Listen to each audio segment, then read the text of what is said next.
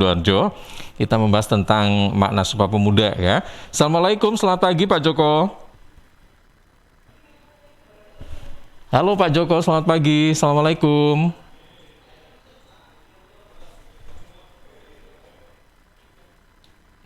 Oke, Pak Joko, selamat pagi. Assalamualaikum. Oke, ini sudah terlihat gambar dari Pak Joko, tapi mungkin suara saya masih belum masuk ya. Saya sapa kembali. Assalamualaikum, selamat pagi Pak Joko.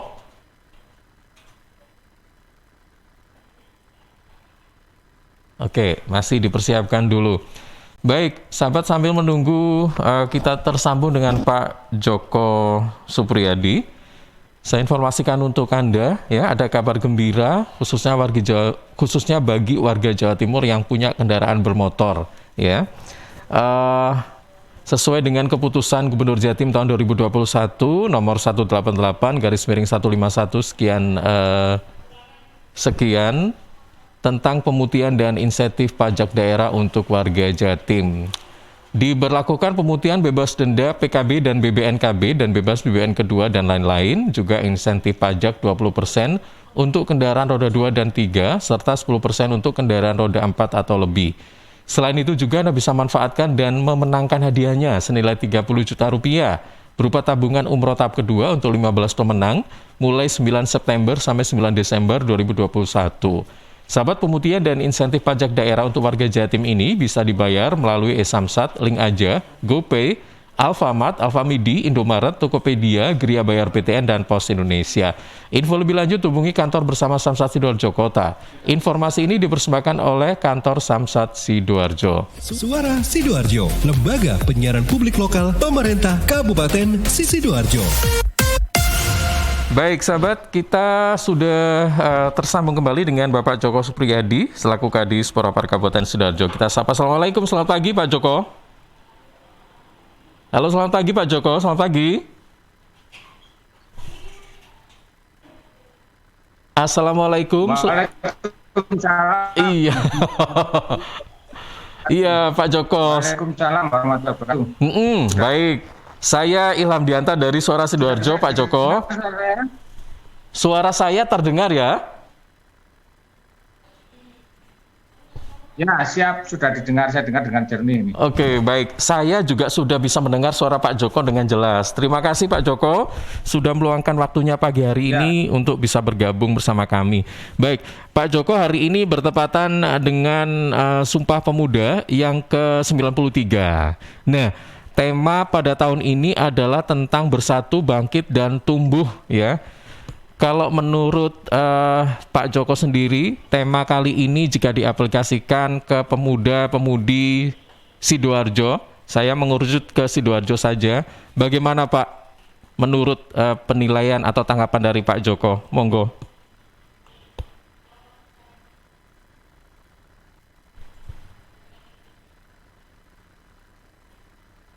Oke, Pak Joko? Masih. Dan saya kira juga, halo ya? Iya, silakan. Halo? Iya, silakan Pak. Ya, ya. Jadi tema pagi ini atau peringatan Hari Sumpah Pemuda tahun ini adalah tema yang patut kita apresiasi dan sesuai dengan kondisi real di lapangan.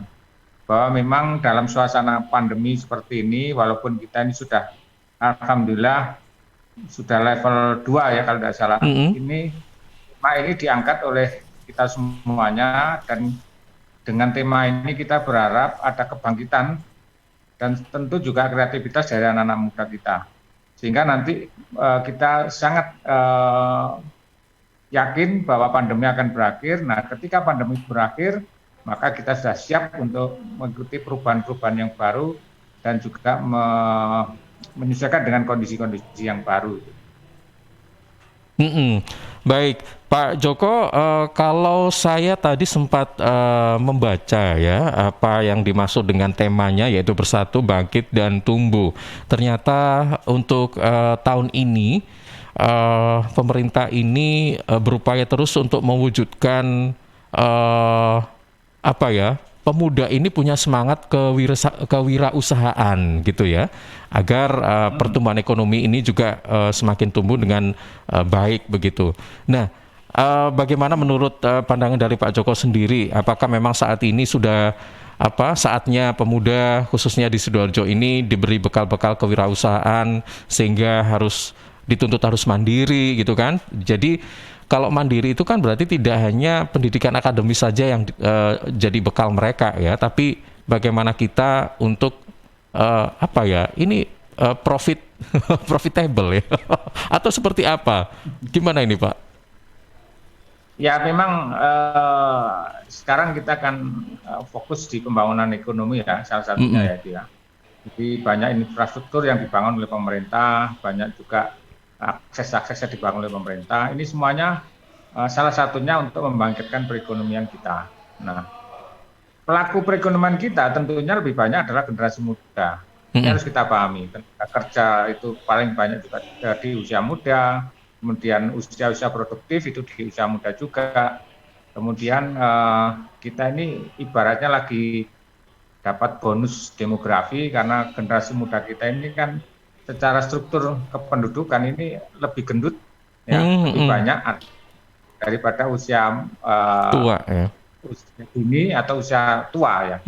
Jadi kita ini di tengah. Berarti kita punya potensi generasi muda yang cukup besar dari sisi akademik maupun dari sisi skill dan sebagainya.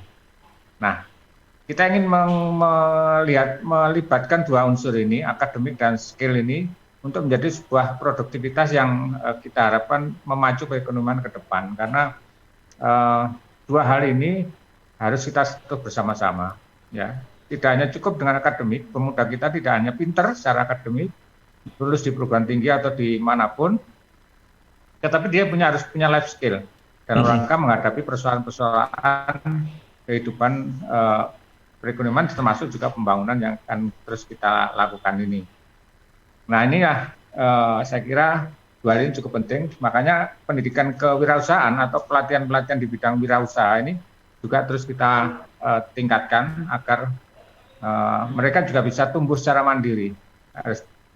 Kita akan juga kurangi ketergantungan mereka dengan berbagai institusi, apalagi pemerintah dan sebagainya. Karena memang lapangan kerja sesungguhnya yang paling banyak itu ada di sektor informal maupun non formal. Ya, kalau sektor formal saya kira sangat terbatas ya.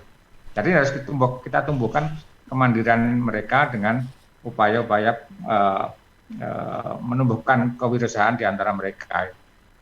Baik. Nah, tadi Pak Joko sudah mengatakan bahwa kita dapat bonus demografi, bahwa pertumbuhan mereka yang usia produktif itu gendut ya, dengan katakan lebih besar gitu kan daripada usia-usia non produktif gitu.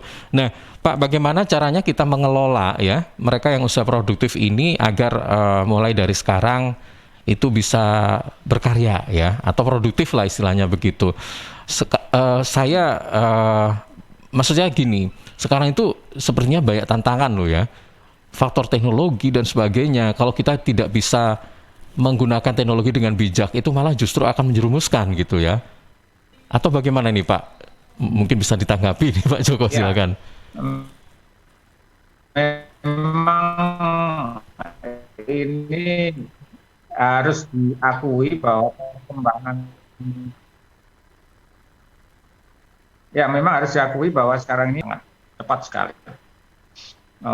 Beberapa waktu yang lalu kita mengalami lonjakan dalam hal berinteraksi. Ya. Kalau dulu orang harus menggunakan telepon hanya secara audio saja, sekarang kita bisa bermacam-macam dengan teknologi ini. Mau yang video bisa, mau audio bisa, mau yang lain juga bisa. Nah, teknologi semacam ini yang paling menikmati adalah generasi milenial kita sekarang ini. Ya. Muda lah yang paling banyak menikmati dan juga mengalami. Nah, kita tidak ingin bahwa ada ekses negatif dari sebuah kemajuan ini nanti mengena pada generasi muda. Nah, kita manfaatkanlah kemajuan teknologi informasi dan komunikasi ini. Nah, Ya, sekarang contoh yang paling gampang adalah sekarang kita melakukan pembelajaran dengan online, dengan Zoom maupun dengan uh, via internet, itu kan sudah menjadi sebuah tren yang sekarang ini ya. Yang dulu 1-2 tahun terakhir ini kan kita tidak mengenal teknologi itu. Nah, juga sekarang kita Zoom meeting.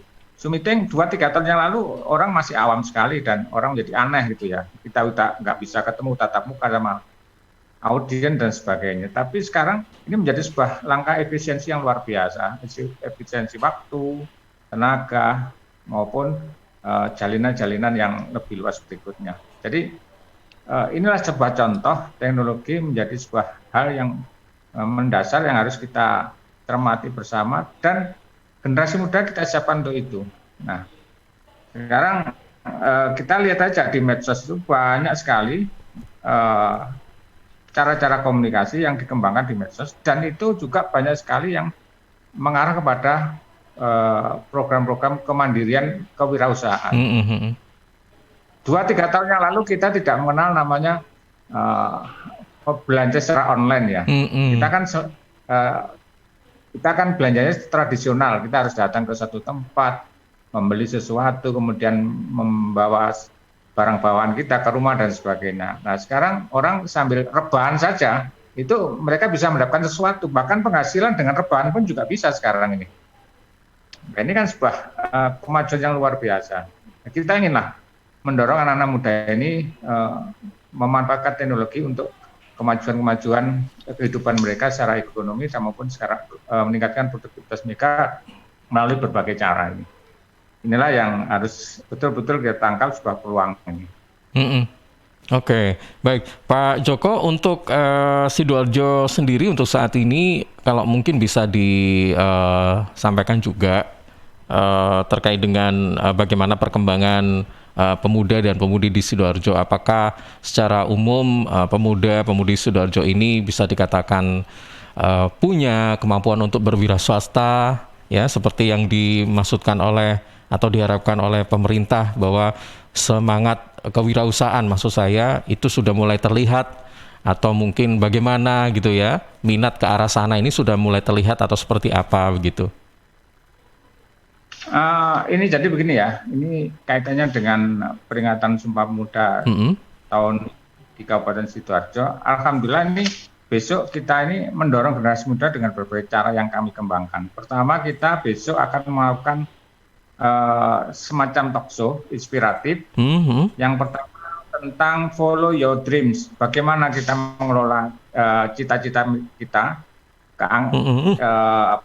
keinginan kita. Ini kebetulan kita secara offline hanya diikuti 75 orang, tapi kita berharap ini juga secara online ini diikuti oleh banyak orang. Kita akan mendorong mereka ya, mereka generasi muda pasti punya cita-cita. Nah, kita akan mendorong mereka, memotivasi mereka dengan teman-teman sebaya mereka. Ini besok akan ada Rina, Iskan dan Rigel, ini yang akan menjadi narasumber mereka. Kemudian kita juga mendorong adik-adik pemuda ini menjadi how to be good influencer.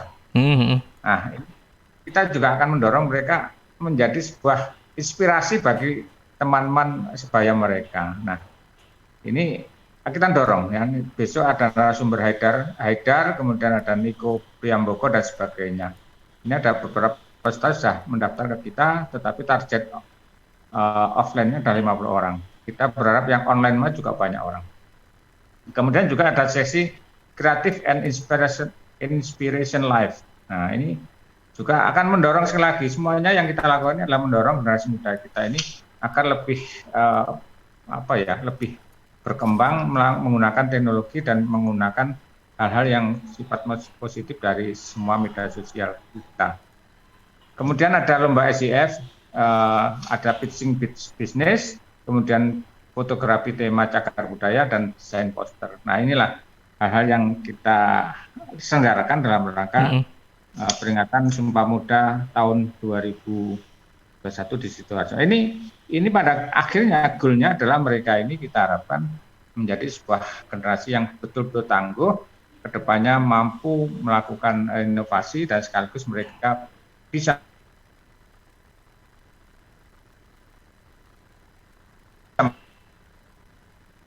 mandiri dengan berbagai cara yang halo. Iya Pak, iya. Oke, Pak Joko tadi sempat terputus-putus memang. Baik, Pak Joko masih bersama kami ya. Oke, Pak Joko. Iya. Iya, Pak Joko masih bersama kami ya. Halo Pak Joko. Iya, baik. Iya, Pak Joko, pertanyaan selanjutnya, ini kan untuk mewujudkan bagaimana apa yang menjadi impian pemuda-pemudi ini tentunya tidak gampang. Iya, jadi untuk mewujudkan bagaimana agar mimpi-mimpi pemuda-pemudi ini untuk terrealisasi kan tidak gampang gitu ya Pak ya. Butuh banyak sekali lah faktor pendukung gitu. Nah, selama ini Disporapar Sidoarjo apakah sudah memberikan fasilitas-fasilitas atau ruang gerak untuk ya mungkin aktualisasi atau apa gitu Pak? Bagaimana? Apakah selama ini cukup representatif atau masih kurang atau bagaimana? Atau bagaimana ini Pak? Monggo silakan. Ya, memang ini jadi salah satu visi dan misi Bupati kita. Jadi jangan generasi muda Sidoarjo ini sekarang punya contoh yang paling jelas ya, bahwa pemimpin kita, Bapak Bupati kita ini pemuda. Dia masih sekitar 31-32 tahun lah, ya, mungkin 31 lah. Nah, ini sebuah inspirasi yang besar bagi anak-anak muda kita. Harusnya ini menjadi satu pemicu bahwa generasi muda itu atau pemuda itu bisa melakukan sesuatu yang mungkin pada saat yang lalu itu sesuatu yang tidak memungkinkan. Iya, nggak mungkin ya. Sulit untuk akan dicapai. Kenyataannya sekarang bisa ya. Bupati kita orang muda, insya Allah juga Pak Wakil Bupati kita juga masih tergolong muda juga. Banyak teman-teman kita, teman-teman di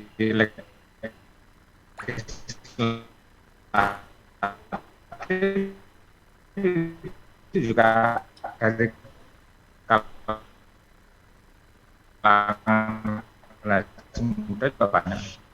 Nah, inilah karena kita 2 tahun ini memang kita masih fokus di COVID-19 sehingga anggaran kita untuk mendorong generasi muda ini ya masih sedikitnya. Nanti kita upayakan sesuai dengan perkembangan situasi yang ada.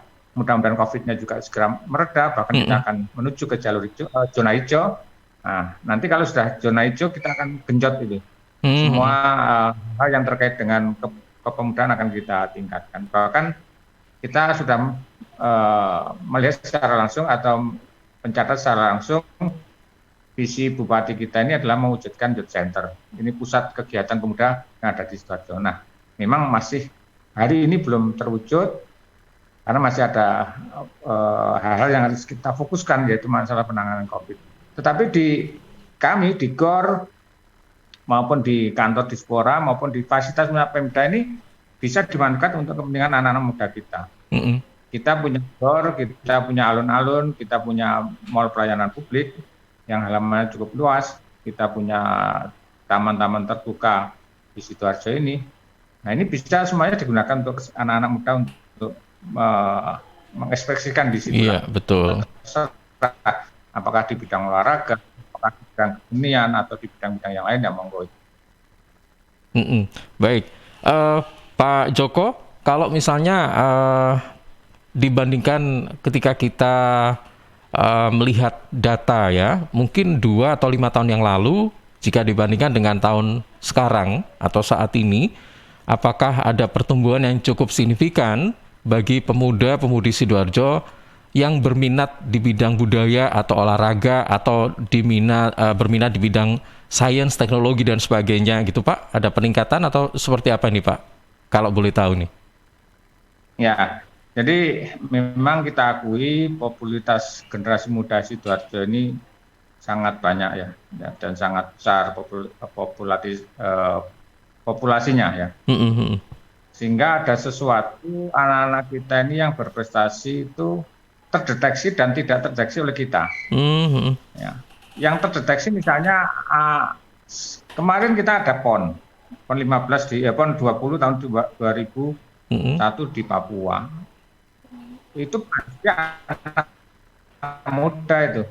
Atletnya itu pasti anak muda. Nggak mungkin generasi tua harus mendapatkan medali emas, medali perak, belum nggak mungkin. Semuanya pasti usia muda. Ini usia-usia pemuda. Dan informasi yang saya terima di ranking 3 secara nasional, tapi kontingen Jawa Timur ini sebagian besar atletnya itu bersumber atau berasal dari Sidoarjo, dari generasi muda Sidoarjo. Ya Pak Joko. Ya, tenggelam lagi nih suara Pak Joko. Banyak anak kita yang meraih medali emas. Karena ada atlet kita yang bisa kemudian juga di bidang-bidang akademik saya kira cukup banyak, cuma memang belum terdeteksi dengan baik oleh kita semuanya. Kadang-kadang ini dicapai secara individual masalahnya. Betul. Kemudian dari sisi seni budaya juga ada teman-teman kita, generasi muda kita yang berprestasi di bidang-bidang yang lain, di bidangnya ya. Cuma kita memang mendeteksinya atau mungkin info yang masuk ke kita ini yang sedikit itu. Tetapi kita akan coba membangkitkan ini semuanya, dan kita tiap tahun memberikan reward kepada anak-anak kita, ada pemilihan pemuda pelopor, kemudian ada pemilihan Goyuk, pemuda peduli, dan juga ada pemuda yang peduli lingkungan, yang bersih gitu. Rong Wetan, Krian, kita menggerakkan 1.000 orang pemuda untuk menanam pohon di sekitar sana. Ini menunjukkan bahwa generasi muda cukup peduli dengan lingkungan mereka, dan kita ingin mendorong semuanya dimotor oleh generasi muda untuk semuanya bisa bergerak mencintai lingkungannya. Ini semuanya banyak pemudanya yang melakukan. Oke, baik. Ada yang terdeteksi maupun yang tidak terdeteksi. Iya, baik. Pak Joko, saya juga ingin tahu nih tentang mungkin Pak ya, apakah ada beda nih dalam penanganan pemuda di Sidoarjo, khususnya yang mungkin ada di daerah terpencil dan sebagainya gitu. Apakah apa yang menjadi program misalnya dalam hal ini Pemkab Sidoarjo yaitu Desporapar ini sudah masuk sasaran ke mereka, dalam arti ke pemuda-pemuda yang berada di wilayah terpencil begitu, atau seperti apa untuk saat ini Pak?